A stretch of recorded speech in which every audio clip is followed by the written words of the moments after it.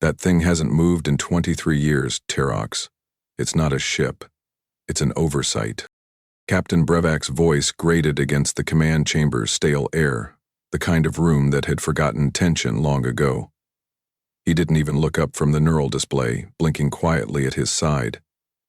The bridge's overhead LEDs cast sharp, angular shadows over every surface, each light a reminder of how sterile duty became in sectors deemed low risk. Terox Van didn't answer at first.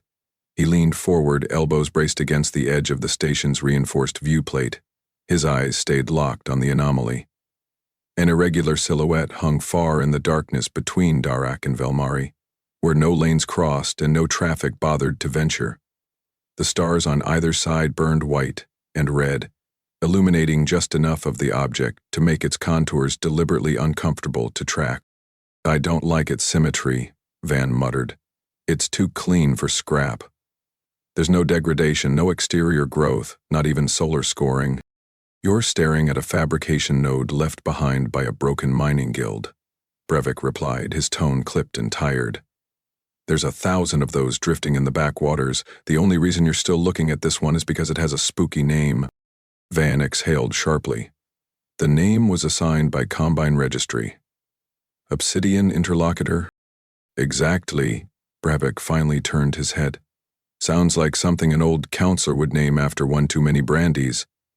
You've got 3 other patrol beacons offline, and you're still fixated on a dead hull." "It's not dead," Van said quietly. "It's dormant." The air changed just enough to matter. Someone down the bridge, her sensor officer, shifted in their seat. Subtle, unscripted. That was always how real fear entered military command. Not with alarms, but with silence that wasn't supposed to be there. "Clarify," Brebok said. Van turned from the viewplate and tapped 3 fingers on the control surface nearest him. A projection unfolded across the central screen, not a plasma image but an enhanced telemetry composite stitched from years of passive observation. The interlocutor appeared, its geometry sharp, its silhouette curved inward, almost like it had been shaped to deflect interest rather than attract it. No drift, no thermal decay. Its orbit is locked between both stars without correctional bursts. Whatever it is, it's maintaining perfect gravitational balance without output. Van spoke slowly, not because he was unsure, but because he knew this conversation had ended careers before. Brevak didn't blink. "So it's smart scrap, still, not our concern." Van stepped forward. "What if it's Terran?" That was the first time the room fell completely still. No keystrokes, no breath shifts, not even an eye roll. That word had been outlawed from real conversation. Earth hadn't sent out a signal in half a century. Their membership had been revoked, their systems isolated, their relays dismantled. As far as the Concord was concerned, Terrans were an unfinished threat that had simply been archived. "Don't reach that far, Lieutenant," Rovak warned, but the edge in his voice had sharpened. "Their silence is proof of their defeat. Or planning." Van didn't step back. "This object appeared 6 months after they were sanctioned. That timing doesn't look random to me." Brevik's jaw clenched. "Then send a drone to ping it again, log the result and send the data to orbital backlog. We'll file it under long-term anomalies and let Central ignore it for another decade." "We already did," said Van, eyes narrowing. "A drone was sent 8 years ago." "And?" Brevak snapped. Van pulled up the file with a fluid hand motion. The display shifted, revealing a full drone return log. The first frame showed the launch timestamp. The second, telemetry shift during approach. The third, last frame received. Black, flat, not static, not corrupted, just absent. "No debris?" Brevak asked, voice dropped. "No mass loss, no destruction," Van answered. "The drone wasn't destroyed, it was erased." There was no noise on the bridge, but the room felt tighter now. The temperature hadn't changed, but 3 officers loosened collars. One adjusted their harness. Even Brevik glanced down at the floor for half a second before lifting his head again. "And we just sat on that?" "Central deemed it inconclusive," Van said. They said without direct aggression, it wasn't worth a follow-up, that we were likely looking at a data compression error from a degraded sensor array. And you believe that? Van tilted his head. No? For a moment, Bravak looked like he might say something worse. Instead, he leaned back in his seat, spine ramrod straight against the firm metal support. Let me be absolutely clear. Earth is a forgotten problem. We don't provoke, we don't engage, and we certainly don't invent conspiracy theories because a rock between stars isn't spinning fast enough. That's an order.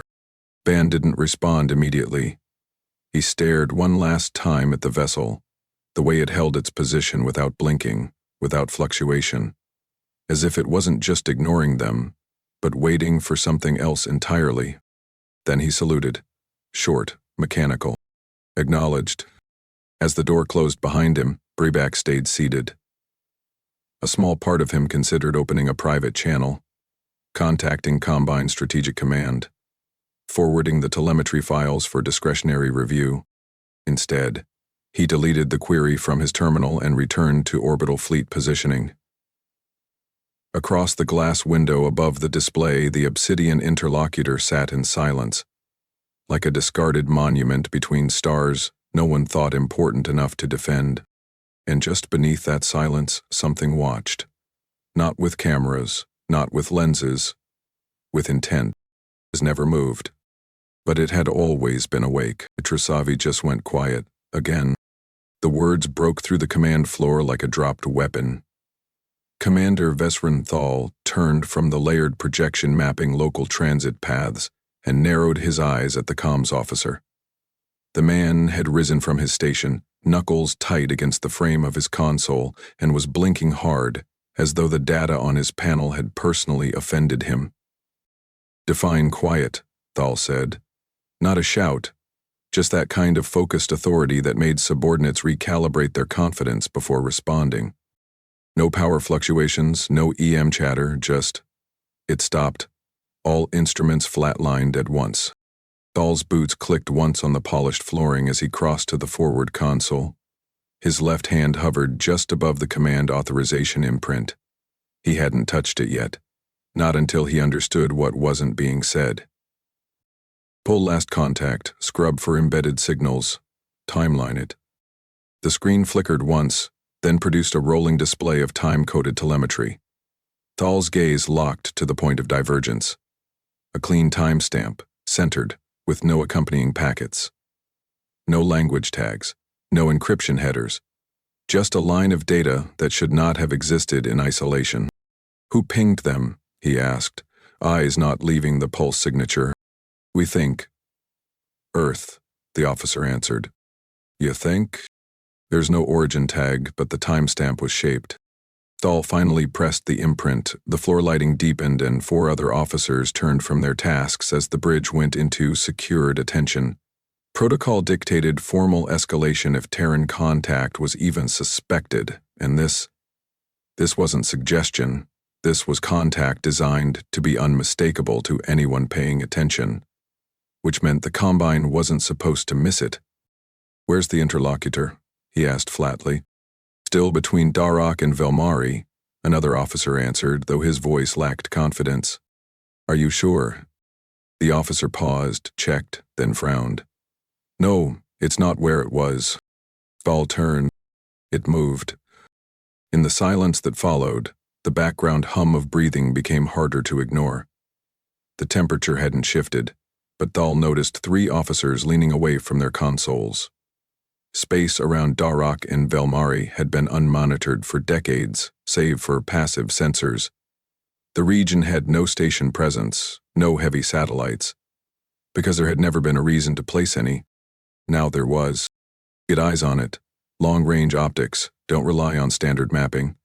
We scan until it shows itself or something breaks. Commander, with all due respect. The oldest voice in the room, Tactical Overseer Gralmerov, stepped forward from behind the primary systems pit. If that ship did move, and it did send a signal, we're not looking at a misunderstanding. We're looking at a strategy. Bell nodded once. Then let's understand the shape of it. Murav crossed to the sidewall and activated a cold sup lens array, one of the few systems still optimized for sectors left behind after the Concorde's restructuring. The screen took several seconds to calibrate. When the image formed, a clear silhouette locked into view. Slightly off-center between Darak's yellow glare and Velmari's dim red core. The obsidian interlocutor had moved 3,000 kilometers. Not drift, not decay. It had shifted position. There was no trace of propulsion wake, no emissions flare, no heat bloom. It had relocated. But more than that, it had aligned itself directly between the two stars. "See why that position?" someone whispered. "It's bisecting them." Van's voice answered from the rear entry. He stepped inside without clearance. Thal didn't order him out. "You were removed from this station," Thal said. But his words lacked heat. "I tracked the pulse before my clearance was revoked," Van replied. "I know what they're doing. This is a declaration, not war, not peace, placement." Thal turned to face him fully.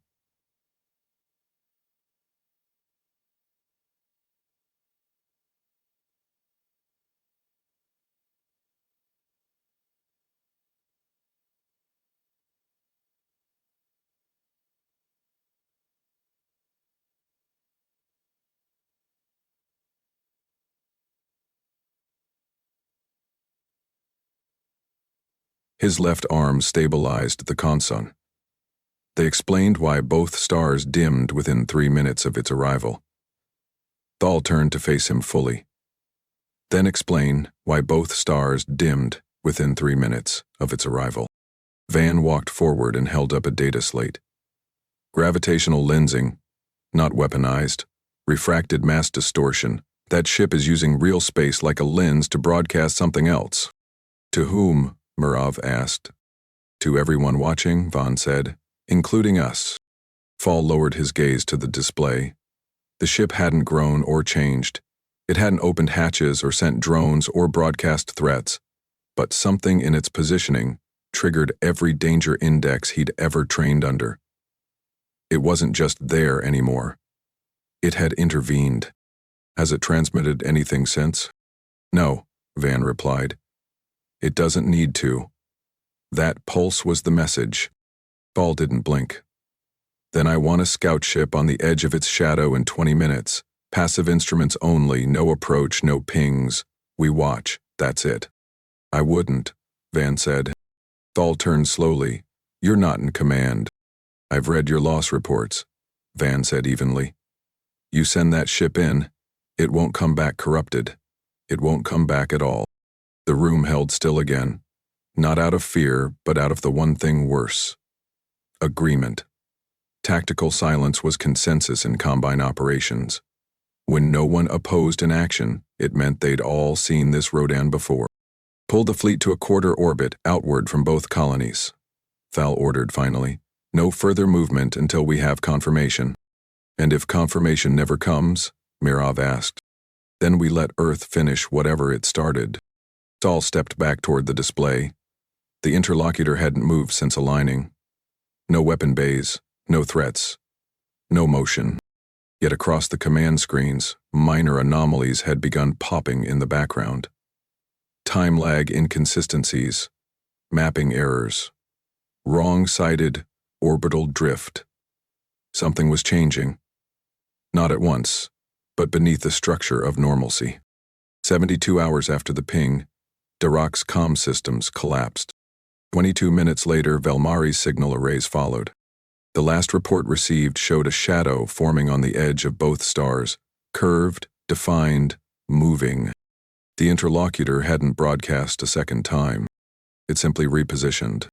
And that was enough. "Launch all 12. Keep formation tight. I want them positioned within direct sight range before we light them up." Admiral Krovenderos didn't wait for acknowledgement. He turned his back to the orbital projection, stepping down the dais with a stride practiced enough to ignore turbulence from the command floor's stabilizers. His shoulders were squared, his tone clipped with surgical authority, and his expression suggested this was little more than routine intervention. The image of the obsidian interlocutor hanging between Darak and Velmari lingered on the upper monitors. Long, slender, curved inward at 3 junctions, still and without heat signature. It stared back at the command crew like a sculpture abandoned mid-sentence. Crewven stopped beside Fleet Coordinator Brel Darn, eyes settling on the launch roster. Are they still pretending this is Terran? Because I've seen damaged survey rigs put on a better show. Brel kept his focus on the outbound trajectories, not daring to meet Crowven's eyes. We have gravitational irregularities forming near the object's flanking points. Space-time ripple patterns are inconsistent. Whatever it's doing, it's active. It's mimicry, Crewven snapped. Artificial mass mirroring to intimidate. They want us cautious, but they're cowards. Always have been. Commander Thal's report suggested logic field anomalies, Brel offered carefully. Commander Thal's career peaked during a fuel reroute over a snow rock, Crowven muttered. We don't wait for shadows to change their angle, we erase them. Outside the observation window, 12 destroyers cut across the black, their hulls shimmering with directional armor polish that caught flashes from the nearby stars. Each vessel bore the cobalt crest of Okran Armada 9. Their weapons were armed but quiet, their paths calibrated with refined balance. Enough to hold position without triggering orbit disruption. The interlocutor remained still, no movement, no greeting, just its deliberate posture, facing no direction, aligned with both stars. As if ignoring everything around it on purpose. The lead ship, Braxton Spear, initiated final sync. Captain Drex Halvan's voice broke through the bridge. Admiral, visual confirms full containment. Target remains motionless. We are 31 seconds from entry vector. Crewven leaned forward. Maintain fire hold. Let them see you standing there first. On the Spear, crew members adjusted in their seats as final stabilization routines aligned internal systems. One technician adjusted her posture. Another rubbed a gloved hand against the side of his face, confused at the warmth rising behind his temples. The captain's fingers hovered near his armrest, then pulled back, not by command, but by something colder. Everyone on the bridge had started blinking slower, breathing changed. Not faster, not slower, just uneven. The crew's shoulders tensed. A few leaned forward slightly, without speaking. Their eyes began focusing on something that wasn't there. Outside, the ships slowed. Back on command, Brel's screen flickered once. External feeds from the assault wing dropped. Signal chains didn't cut, they flattened. Each vessel's relay showed the same frozen visual. Crew at rest, midsection, hands near controls, bodies still upright. Crewven's jaws set. What happened to telemetry? Brel tapped several prompts in silence, then looked up. No disruption. We still have full access to the fleet's data core. Then route in. Show me cockpit feeds.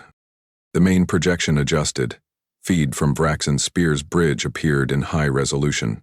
Halvan sat centered, mouth slightly parted as if speaking, though nothing moved.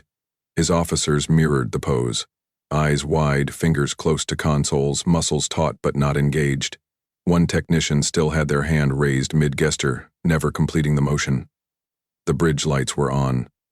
Systems active. Life support normal. They weren't dead.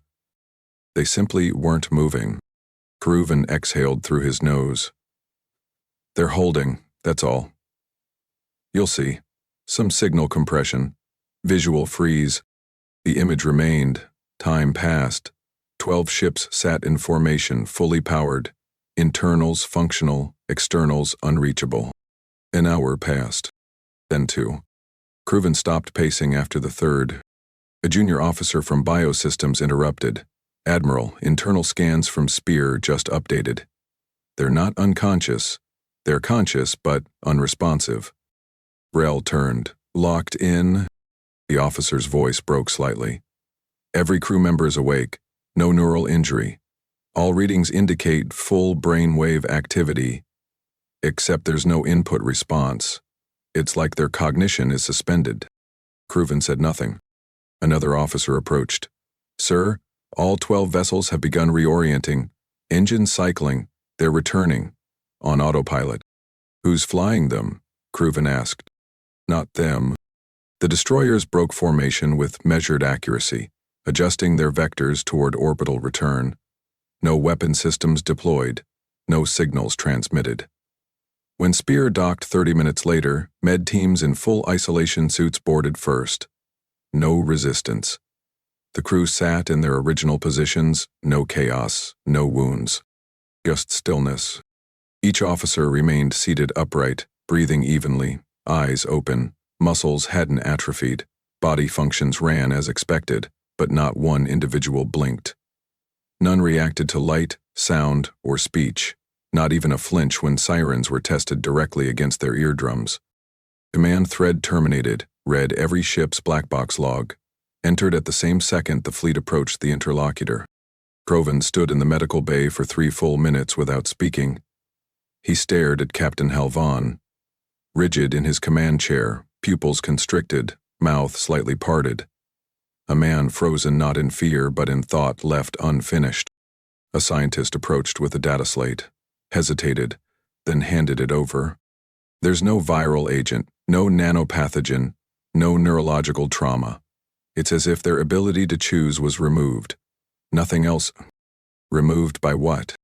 We don't know. Croven finally stepped back, his boots echoing sharply against the polished floor. For the first time in 17 years, he didn't issue a counter-order. He didn't schedule retaliation. He didn't bark instructions. He left the deck, and the interlocutor, still stationed between twin suns, remained unchanged. Without weapon, without broadcast, without answer, it had only observed, and in doing so had shut down a fleet, not with violence, but with a decision Earth had made long before the first ship was ever launched. The crew never lost power, oxygen, or neural rhythm. They simply stopped choosing. The sentence hung above the tribunal like a dropped verdict. Senior analyst Corvent stepped away from the display console and let the room sit with the conclusion. 6 chairs faced him from the tiered gallery. Officers of different ranks, none of them blinking fast enough. Overhead lights buzzed quietly against the curved ceiling, casting a sterile white glow over rows of screens, sealed notes, and one untouched water tray. Admiral Croben sat in the center, jaw locked, hands clasped, elbows rigid. The man hadn't moved since the start of the session. His silence hadn't stopped the flood of data, or the internal panic that came with it. What returned from the fleet wasn't evidence of sabotage or infection. It was something worse. Compliance without order, systems without will. Core tapped twice on his panel. The overhead projection shifted, revealing neural activity charts from the Vraxen Spears crew. All brainwave patterns remained consistent up to the event timestamp. Then, every command-relevant region collapsed to baseline. Collapsed? One of the tribunal members asked from the left.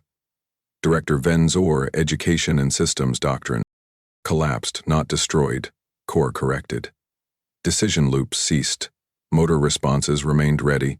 Sensory input continued, but all priority cues ended, as if the very concept of deciding was shut off. A second tap. These are pathways recorded, 30 seconds before the blackout. Watch the loops from the bridge team. Colored trails began moving across the projection, each one a live representation of a crew member's cognitive output. They moved in loops, lines, crescents. Normal, alive. Then, each line froze mid-arc, not slowed, stopped, as if some external switch had interrupted internal process. External influence? Venz asked. No emissions, no intrusion code, no electromagnetic spike. Then what triggered this? Croven asked, voice low and graveled. Core hesitated. Not what. Where? He motioned to a new frame, a visual overlay showing spatial alignment of the interlocutor during the event. Its silhouette was positioned exactly between Darok and Velmari, no deviation, no signature. But in the overlay, thin distortion arcs could be seen trailing away from it, stretching into crew sectors aboard all 12 vessels. It doesn't emit, it refracts, Core said. It doesn't command, It alters the space around thought, a field that acts on intention before action forms. The room stayed still again, but this time the weight of it pressed more than the facts could hold. Cruven leaned forward. Are you suggesting it thinks for them? No, Core said. Worse. It denies the concept of thought as an autonomous function, a veto field. Ven spoke next, voice slightly fainter. How would a Terran construct something like that? Core turned back to his console and entered a final sequence.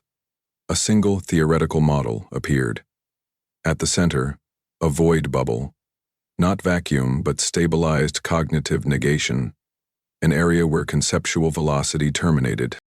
We believe Earth may have developed an architecture built to cancel initiative. Cruven rose from his seat. This is still speculation. Core didn't look away.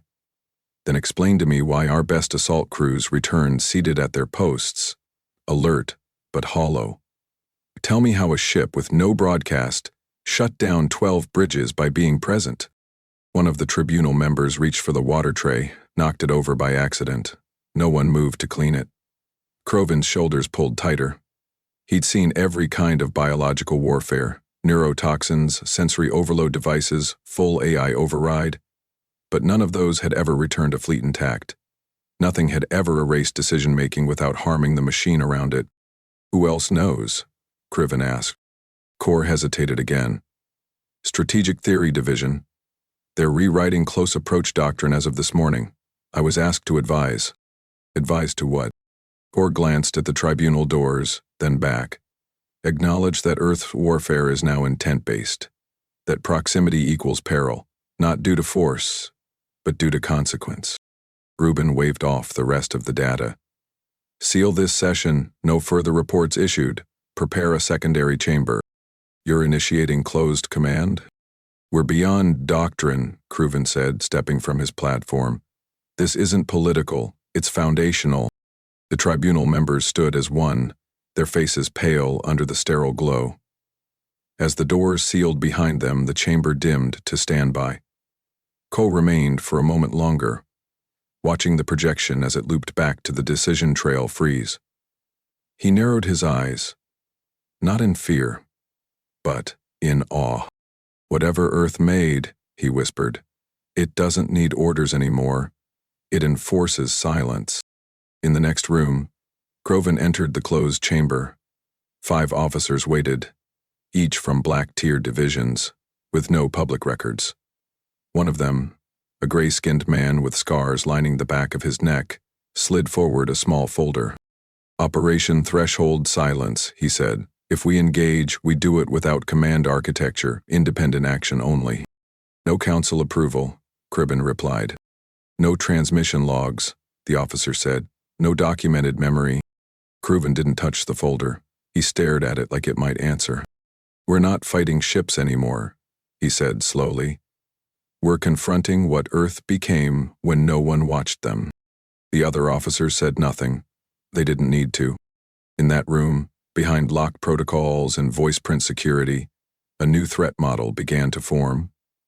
One not based on weapons or borders or energy signatures, but on the erosion of sovereignty within the act of thought itself. The interlocutor never moved again that week. It didn't need to.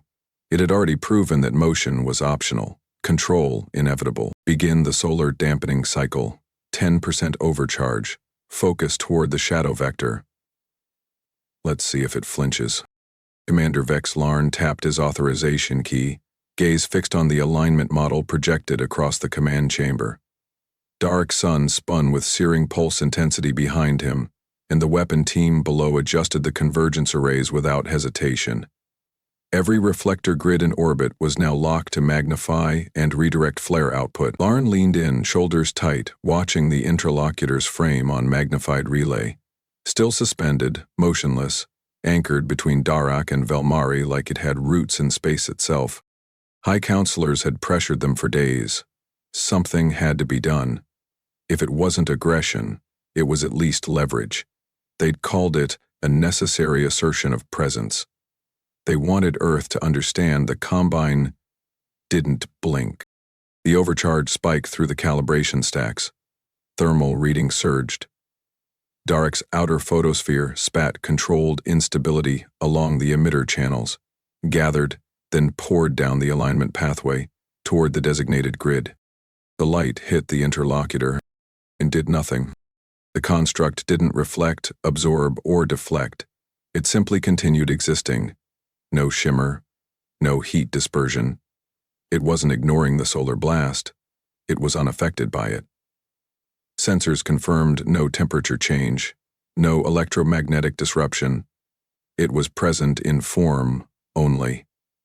In function, it was unreachable. Redirect angle? The lead technician asked, voice tighter now. Negative, Larn said, eyeing the data feed. Pull the beam. It's inert. We'll have to try. The chamber lights flickered once. Not loss of power, a reset. Systems blinked, then returned. But the projection didn't.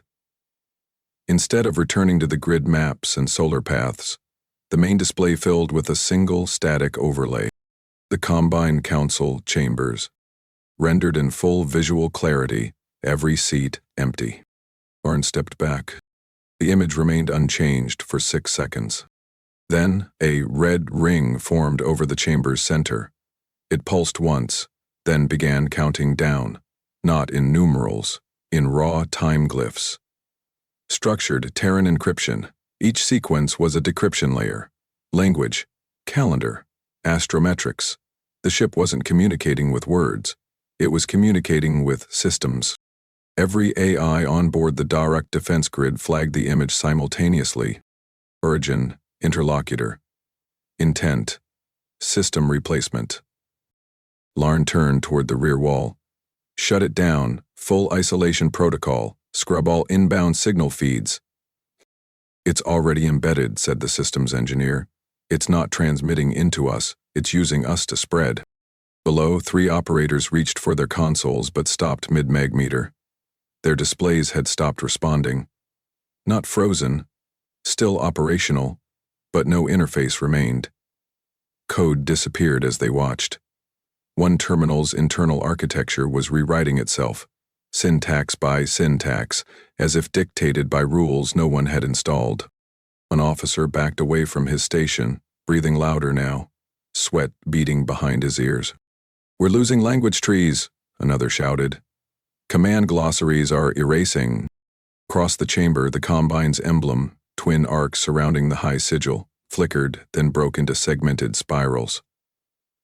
A new icon replaced it, a single line intersecting a curved axis. Earth's seal. No caption, no flourish, just presence. "What the hell is it doing?" Larn whispered. "Deleting identity," the AI specialist replied without looking up. "Not memory, not function. The framework through which we interpret function." The red sequence over the council chamber pulsed again. Lower rings activated, 1 per system, 1 per connected branch. The countdown accelerated.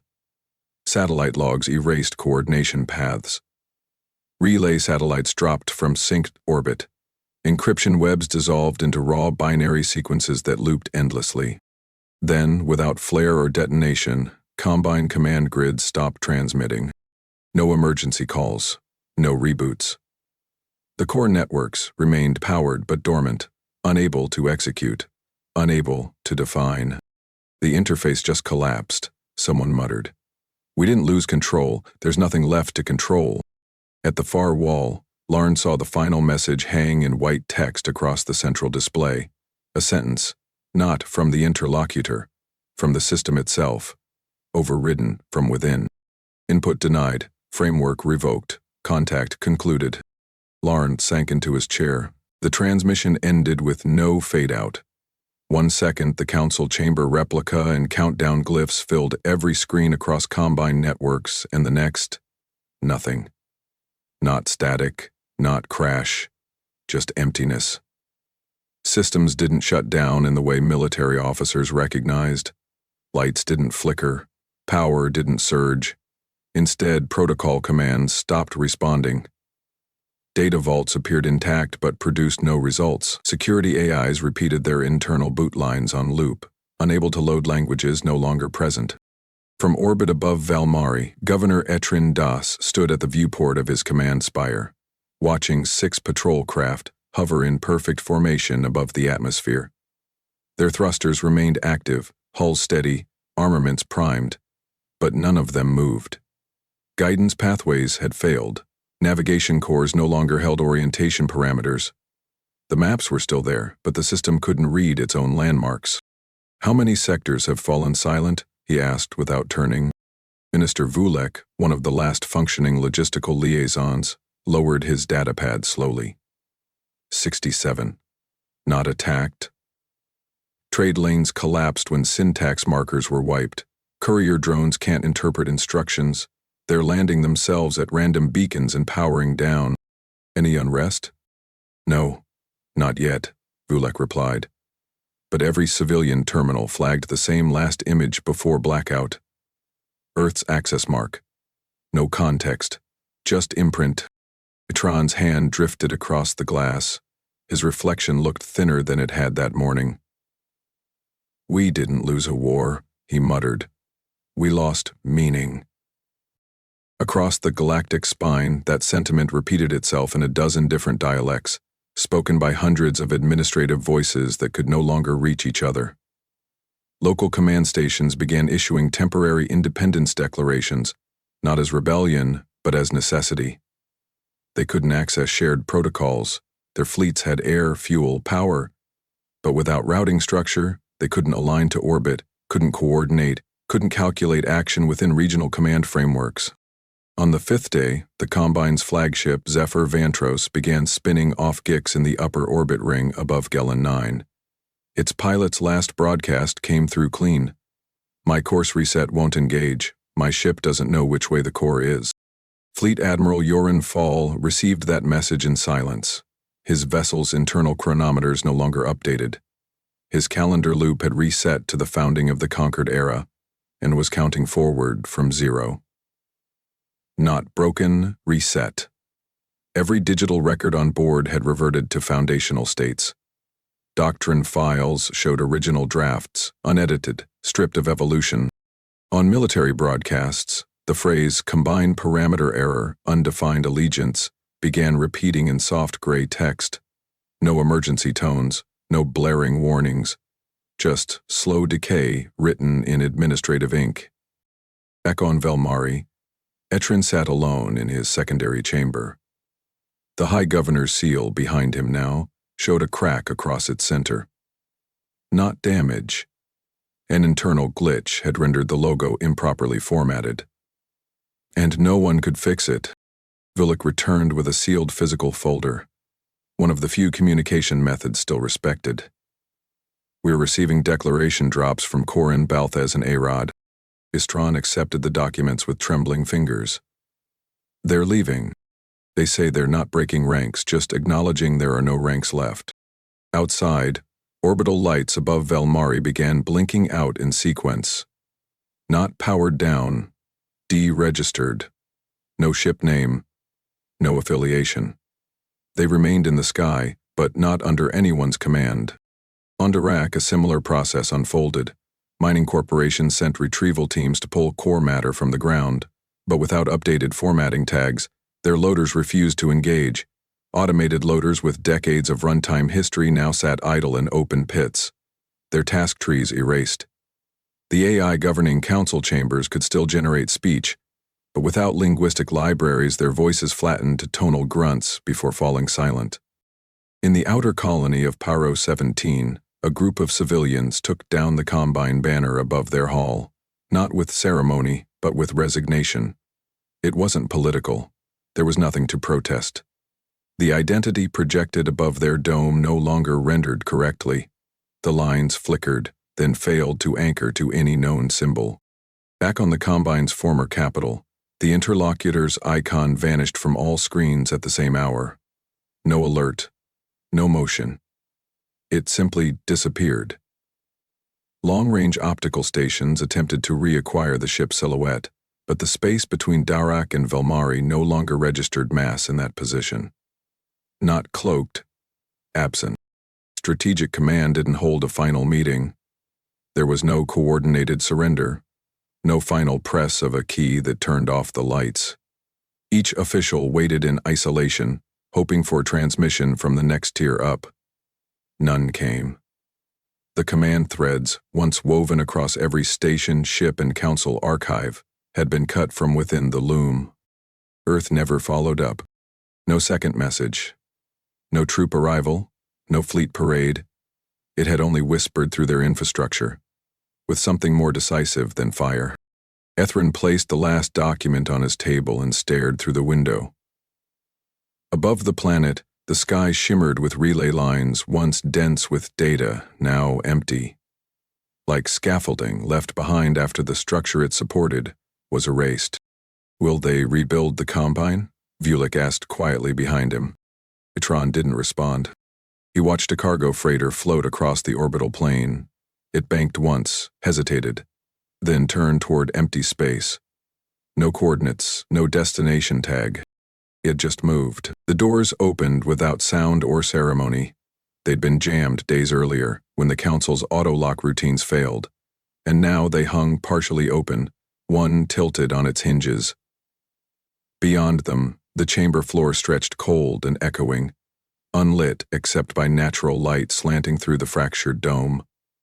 Dust clung to the upper rim, where security drones once hovered. No guards, no salutes, just presence. He stepped through without announcement. Ambassador Reith Malin walked as if time didn't apply to him. No badge, no escort. His suit was regulation black, no rank indicators, no pattern stitching. His hands held one item. An oblong hard case, matte black, edges worn down by transport friction. He didn't glance at the scorched flag remnants that still hung unevenly from the archway or the data terminals looping their last coherent instruction sets behind the delegate stands.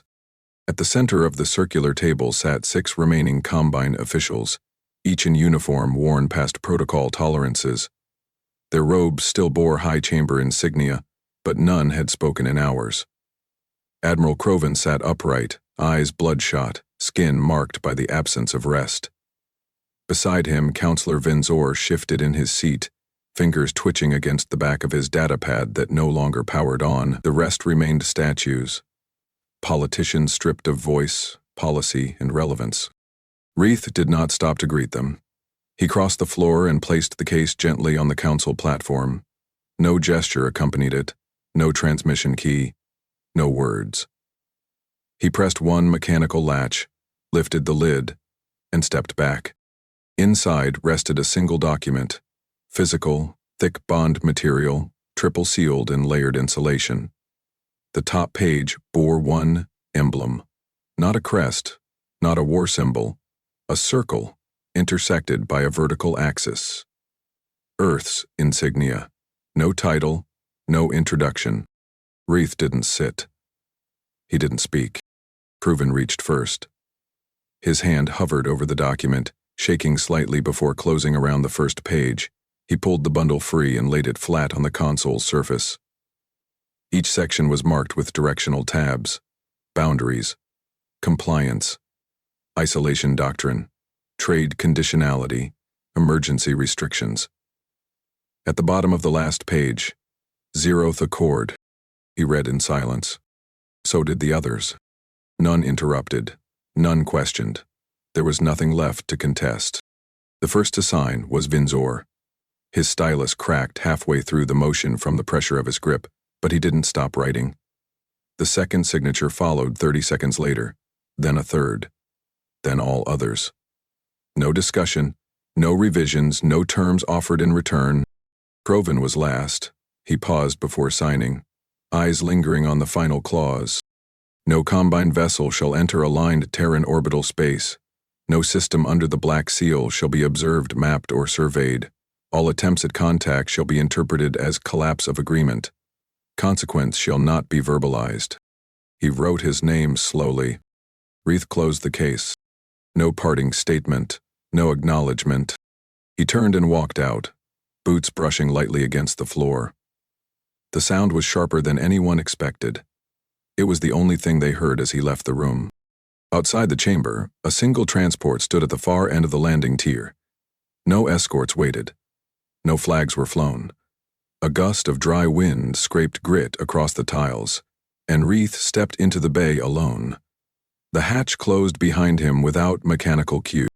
Back inside, the Combine's chamber sat still. No alerts followed the departure. No chatter resumed.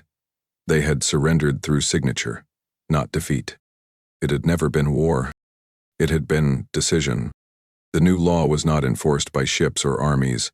It was carried by presence, by the fact that Earth had appeared once, and only to conclude.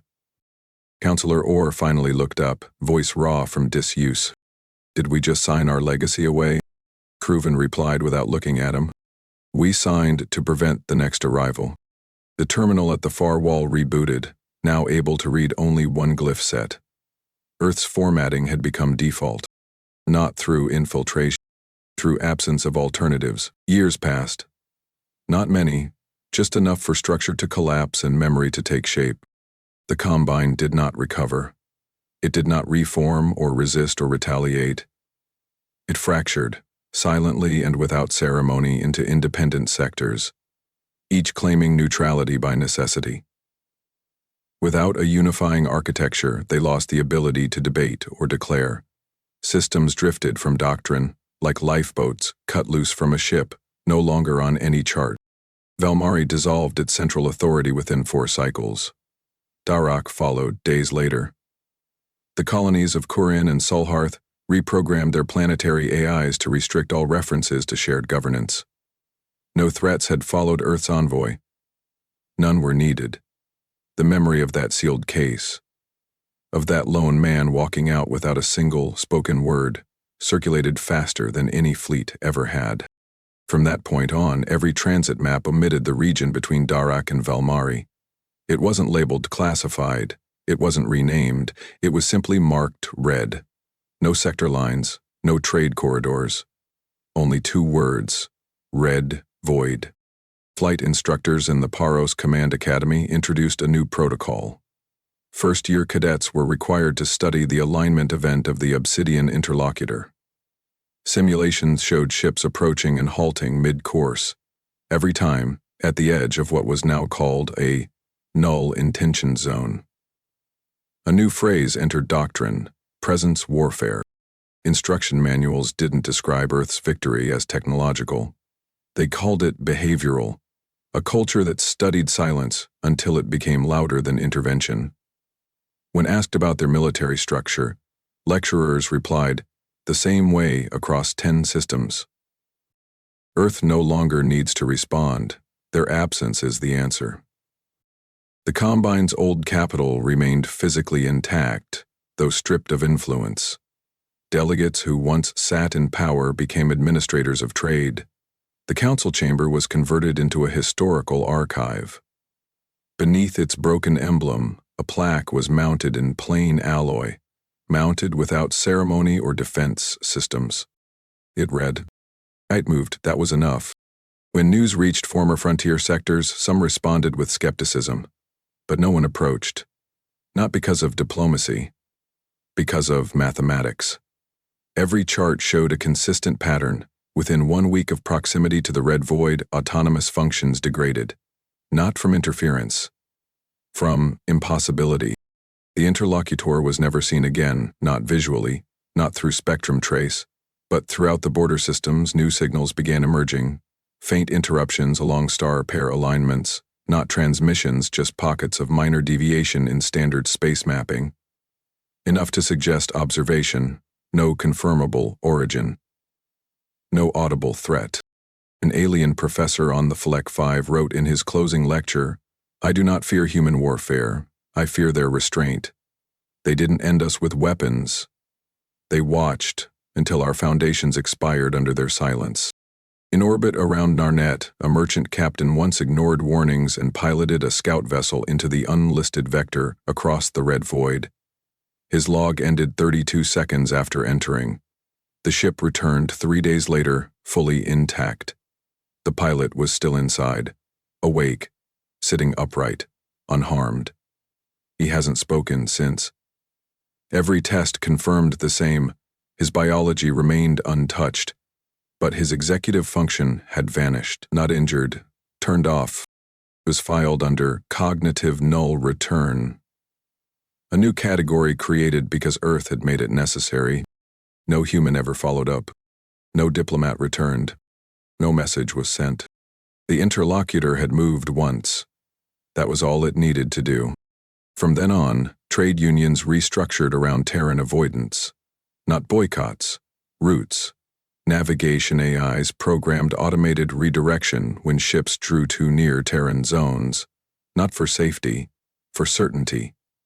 No colony could risk losing another fleet without knowing why. At the edge of Andron's belt, a research station marked an anomaly. 2 stars linked by a thread of recurring gravity flux. No bodies observed, no vessels recorded. Just the shadow of something, never logged, but always detected. The station's last entry was brief. It's not gone, it's patient. And with that, Earth returned to silence. But this time, the galaxy listened. What would you do if your entire civilization lost the ability to define itself, without a single shot fired? Comment below. Was Earth justified, or did we just witness the beginning of something worse? Tell us what story you want to see next.